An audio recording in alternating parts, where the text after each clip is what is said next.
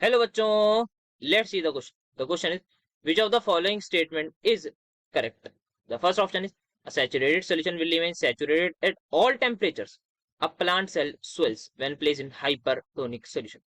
The depression in freezing point is directly proportional to the molality of the solution. So first of all, let's have a look on the key concept that we are going to use in this particular question. तो की concept जो हमारा use होने जा रहा है in this question, that is simply solution. So first of all, what do we mean by solution is? Solution is simply when we add a solute in the solvent. तो दो components हमारे पास minimum होने चाहिए. एक चीज जिसमें किसी चीज को डिसॉल्व कर रहे हो, दैट इज सॉल्वेंट, और जिसको डिसॉल्व कर रहे हो दैट इज माय सॉल्यूट. तो सॉल्यूट को सॉल्वेंट में डिसॉल्व करते हैं and we will get a solution. Now the thing is what do we mean by saturated solution. तो सैचुरेटेड सॉल्यूशन का मतलब ये होता है, suppose I have a beaker जिसमें मैंने जो है एक सॉल्वेंट लिया है और एक साथ में मैं उसमें जो है ऊपर से सोल्यूट डाल रहा हूँ. तो let's take a simple example. यहाँ पे मैंने जो है वाटर ले लिया है, so I have taken this water. अब यहाँ पे what I am doing is I am adding, यहाँ पर जो है मैंने शुगर ऐड करना शुरू कर दिया. सो आई एम एडिंग NaC, वो sorry sugar, that is simple जो घर में हमारी चीनी होती है. तो यहाँ पे आई एम एडिंग शुगर. तो मैं शुगर डालता गया, इसमें डालता गया, एक ऐसा पॉइंट आया और मैं उसको आराम से स्टिर कर रहा था, डिसॉल्व कर रहा था. एक ऐसा पॉइंट आया जैसे ही मैंने शुगर डाली, वो यहाँ पे शुगर का मुझे क्रिस्टल दिख गया. मतलब दैट इज मैं उसको कितना भी स्टिर कर लूं, अब वो क्रिस्टल जो है मेरे पास वो गायब नहीं हो रहा, दैट इज बेसिकली डिसॉल्व नहीं हो रहा.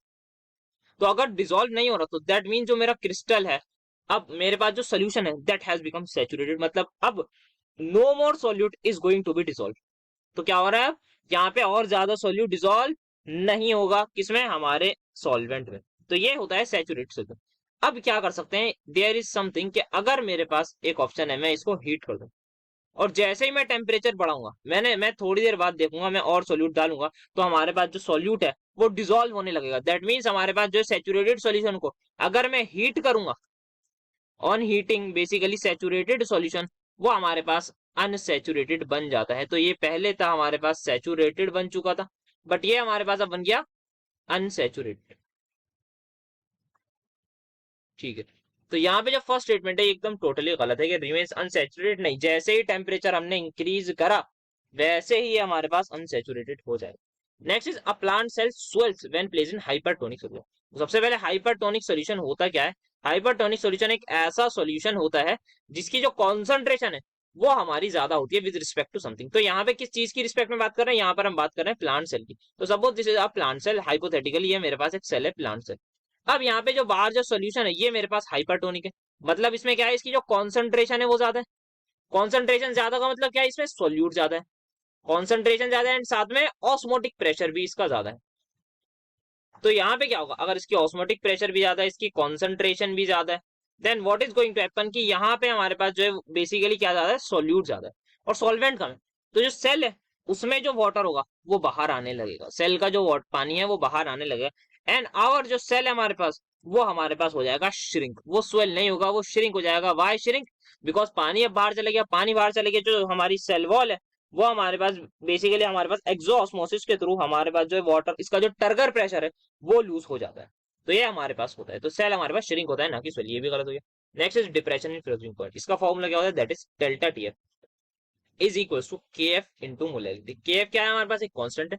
Delta TF depression in freezing point. And similar clearly we can see delta TF is directly proportional to molality. मतलब जितना ज्यादा हम वो ऐड करेंगे दैट इज सोल्यूट, उतना ज्यादा हमारा डिप्रेशन इन फ्रीजिंग पॉइंट होगा. या जितनी ज्यादा मोलैलिटी होगी सिंपल, उतना ज्यादा डिप्रेशन इन फ्रीजिंग पॉइंट होगा. तो यही हमारे पास आंसर हो जाएगा. This is statement is correct. ये हमारे पास लिख रखा था स्वेल, तो हमारे पास यहाँ पे क्या हो रहा है, श्रिंक हो रहा है. ये गलत हो जाएगा. ये रिमेन नहीं होगा, हर हमारे पास जो है अनसेचुरेट हो जाता है जब हम टेम्परेचर बढ़ाते हैं. रिवर्स फॉर घटाते हैं जब हम टेम्परेचर करेंगे. तो ये गलत हो जाएगा और ये एकदम सही हो जाएगा कि ये डायरेक्टली प्रोपोर्शनल होती है मोलैलिटी के. तो the final answer is going to be the option number C. Hope you understood this well. Best of luck.